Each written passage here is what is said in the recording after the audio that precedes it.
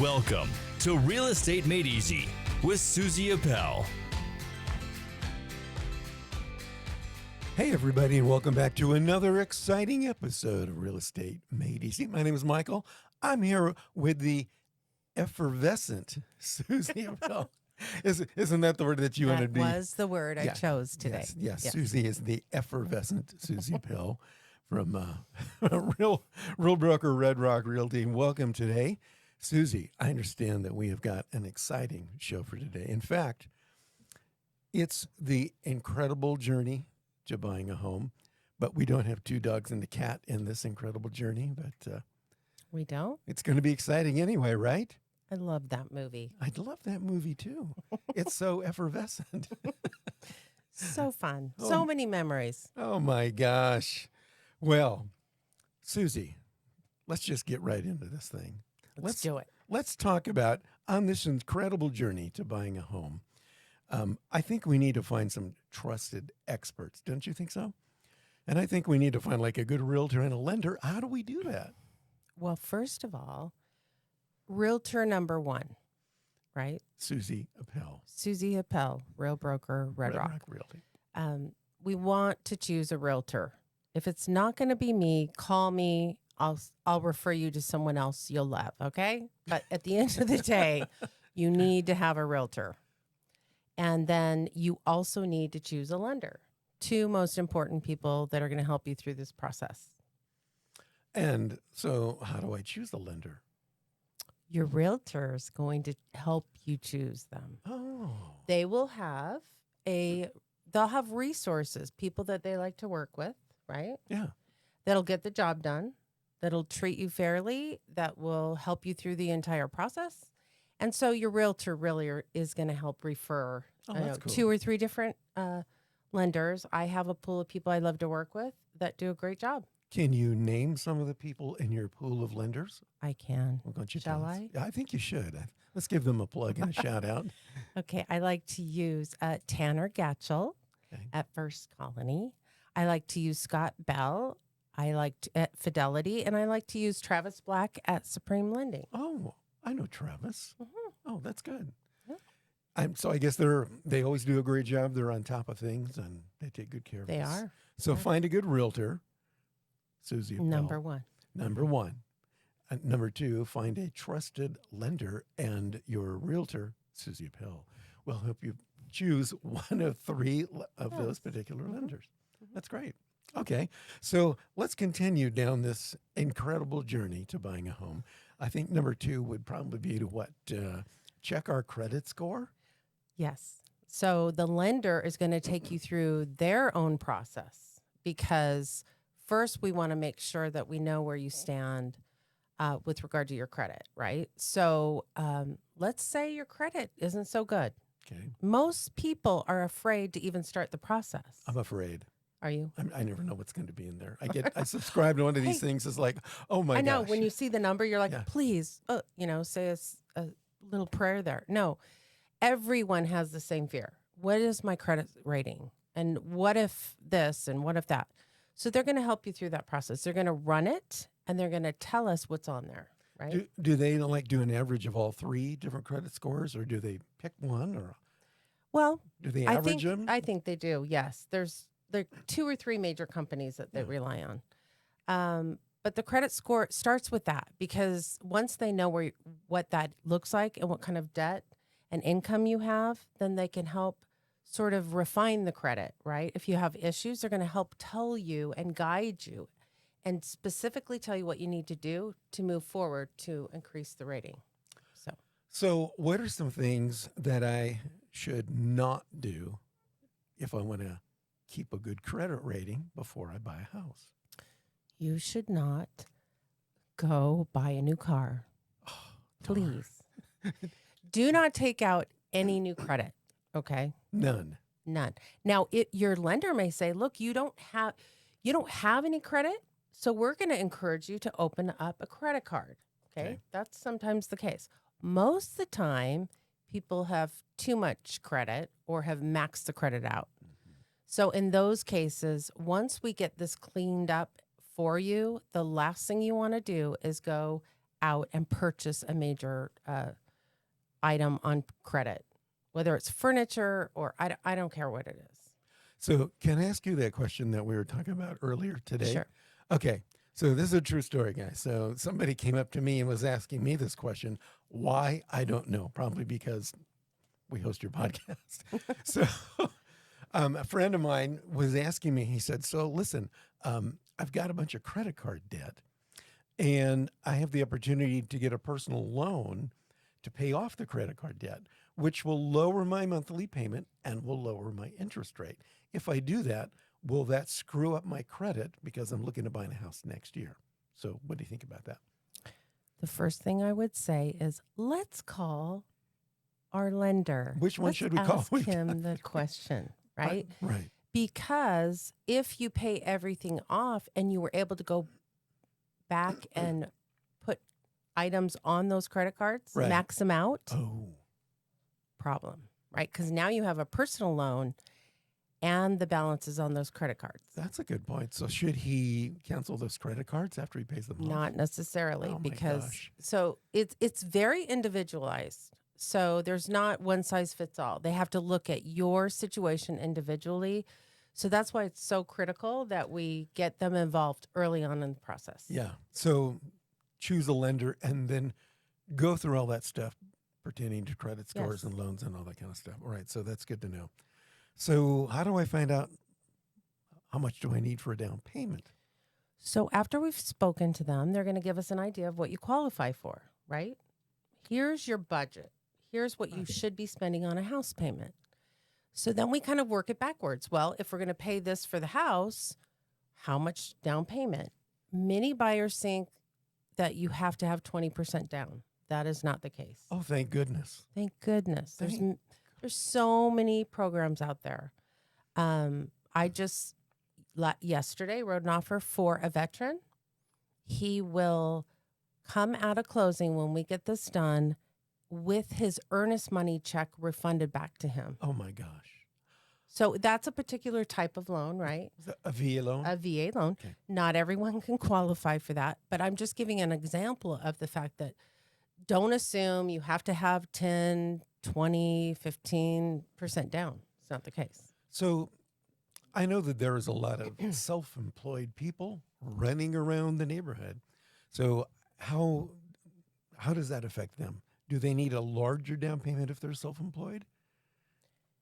It's going to come down to how long have they been in business. Okay. Usually a lender wants 2 years tax returns. Oh, okay. So not necessarily. I mean, in the past, I've done bank statement loans. I mean, those are coming back. So at the end of the Really? day, there are more options, and there will be as the market changes. So I think this kind of goes back to working with the lender, but in kind of figuring out your down payment, does a lot of it have to do a type of loan that you're able to get? Like maybe it's a VA loan or an adjustable rate loan or a Or bank FHA, FHA or or- conventional. Do they still do those non-qualifier loans? I know they were doing those a few There years ago. are some out there. Like I said, those types of programs Yeah. are starting to come back now. So I don't want to get into detail about loans because I'm not a lender. I know. And so I'm not that professional. However, I have the resources and the people that can get it done for Okay. my clients. Then I won't ask you any more questions Don't about do that. We're going to call those other guys.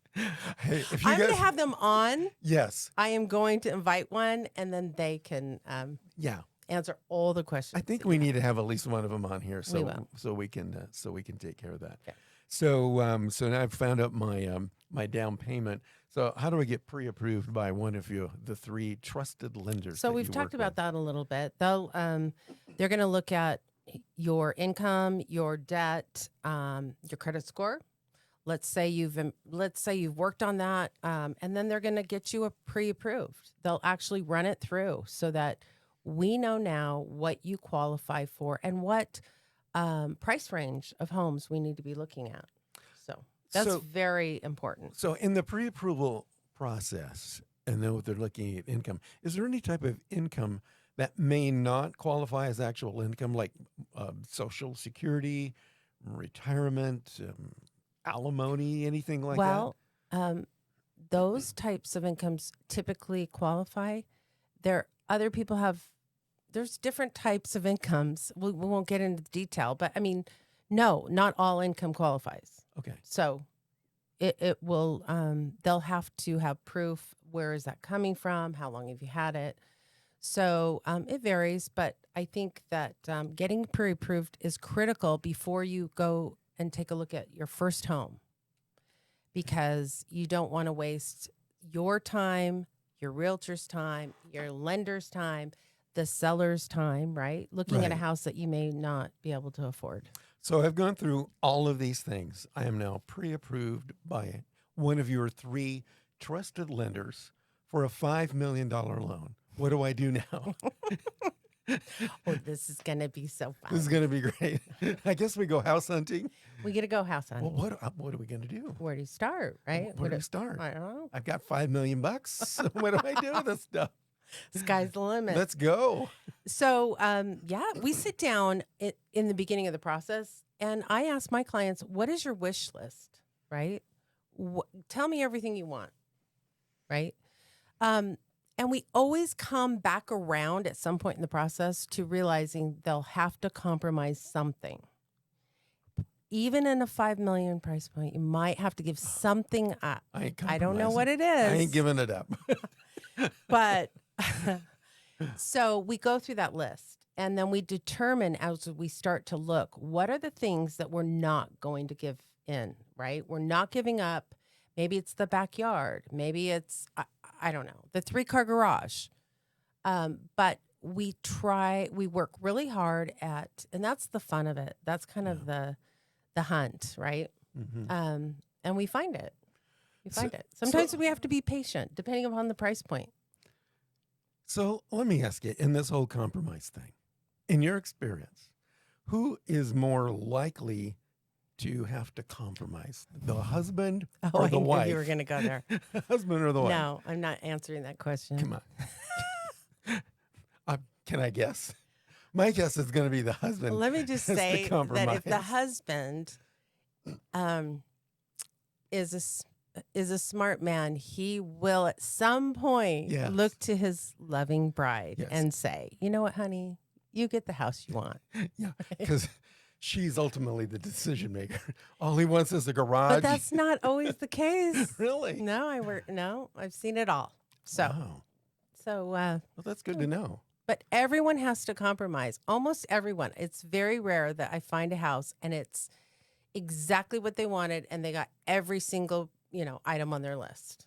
So, Well, that's good to know. So we're house hunting. How many homes do you think generally? I know that you can't give an exact number, but can 2, 3, 10, 20? Does it take a month, 2 months? What do you think?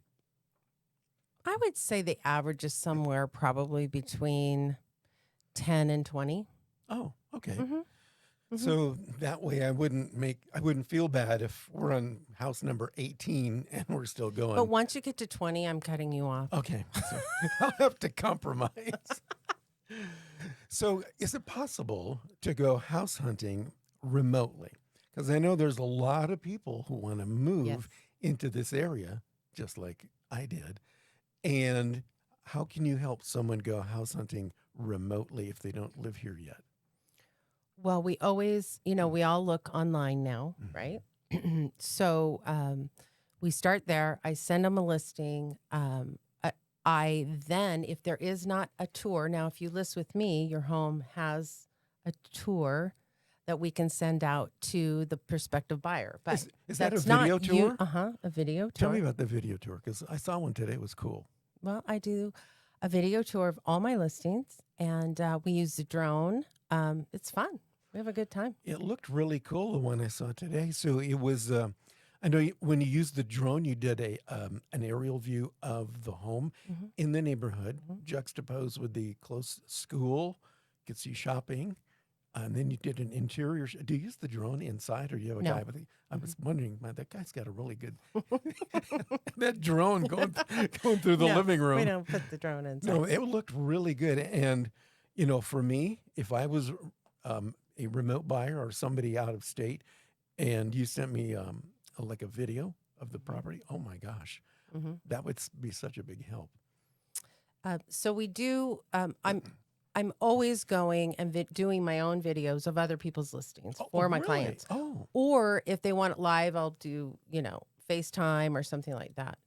But we sell so many homes remotely because think about it. If you want a home in a particular area and a Right. particular price point and it's competitive, and I just saw that today. I found one yesterday for a client and I knew it would go and it's already, it will be under contract by the end of today. And it was listed yesterday. Oh my gosh. Uh-huh. That's So- really fast because what's the average time on market now? Like 40 something days? 44 days. Wow. So So we're still seeing in certain locations quite a bit of competition. which locations in particular? Well, this happened to be in Ivans in the Kayenta community. Oh, I could see that. I was out there the other day for the Beautiful. art festival. It's a beautiful place out Mhm. there. Yeah, Kayenta, that's, yeah. In fact, we're going to go right now and go get that thing. No, that's a beautiful area, and I could see that would be in high demand, even when the Mhm. market's a little kind of strange right now with Mhm. prices going up and interest rates doing their own Mhm. unique thing. So that's really cool. All right, so we can go house hunting in person or remotely. We can. I think that's great. So now I suppose that I've been done house hunting and looked at the house and I go, okay, this is cool. I think we should probably get this thing inspected to make sure that there's no like leaks in the plumbing and bats in the ceiling and things Probably like that. Good idea. I think so. How do we do that? Well, we get the home under contract, right? Yeah. We have an accepted offer, and then it's our buyer due diligence period. And so that's important. Usually a buyer has around 2.5 weeks, something like that. And that's when we do the home inspection. We make sure that the buyer is prepared to move forward. We find everything out we can on that house, right? Mm-hmm. And the buyer has a deadline date to do that. Oh. So they can cancel the contract if they found anything out whatsoever that they couldn't live with and didn't want to move forward, they could cancel the contract. So their earnest money is completely refundable up until that point in time. So if they find something they don't like, they like the house, but they found that there's maybe there's a leak or some wiring issues. Can they say, well, we'll buy the house on condition that this is fixed or give us a $5,000 credit or something? I negotiate that for my clients. Very thorough. I always have my contractors go in, they give us bids. We know exactly what we're asking a seller to repair or credit us. So they know exactly what we're asking for, and we try to negotiate as much as we can I think that's great. for the buyer. Okay. So I guess we passed the appraisal. I think we should close this thing. What do we do now? Well, we get the appraisal. We don't want to forget that. Oh, yeah, okay. Sometimes if it's a cash deal, we don't have to. It's up to the buyer. But a bank will require an appraisal. So, and we're not having any appraisal issues. So Really? that's hasn't been a problem at all. That's good to know. And we go through that entire process. So I feel like we're rushing that part. It takes a while. It's usually a 30-day closing, Okay. but we don't have 30 days to chit chat. So we'll just All right. move on. Well, I'm glad we're not having any appraisal issues. I know We aren't. sometimes that No.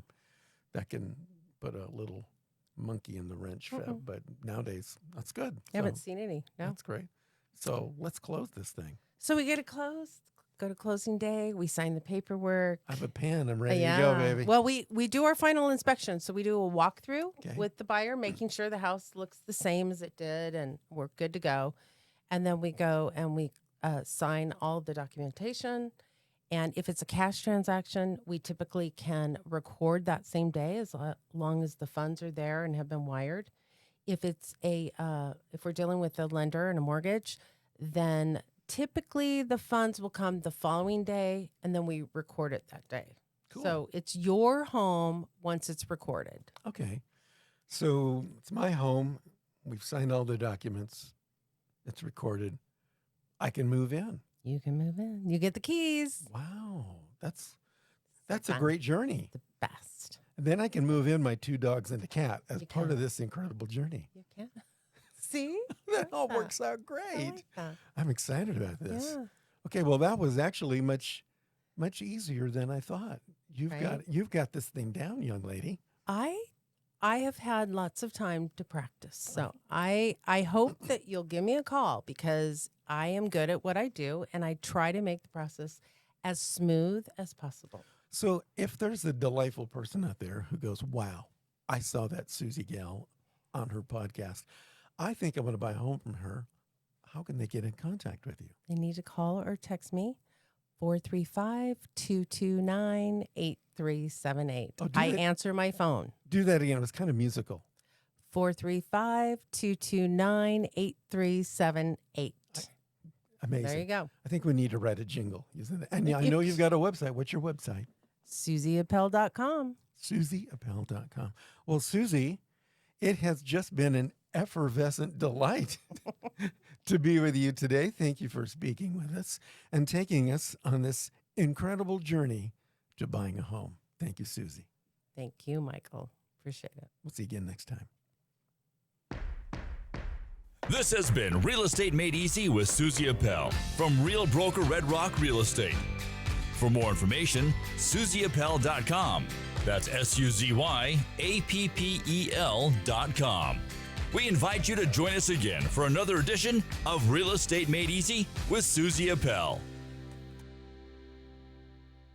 This has been a production of 1-to-1 Network.